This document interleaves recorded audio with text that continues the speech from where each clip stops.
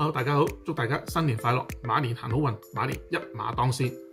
咁最近大家應該熱烈討論緊兩個喺萬錦市好多人講緊嘅新 townhouse 樓花 Alia 同埋 Union Glen。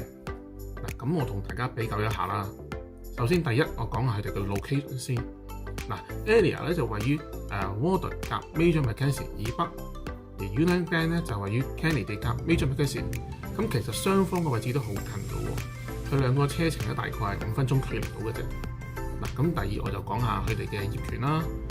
Alia 係屬於 condo stack townhome， 咁咧係有管理費嘅，類似 condo 咁樣，但係通常咧會比 condo 咧管理費會平啲嘅。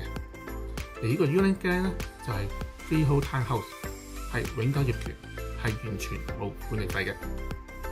咁我哋下一次翻嚟睇下，講多兩個要點俾大家聽下係咩嚟咯。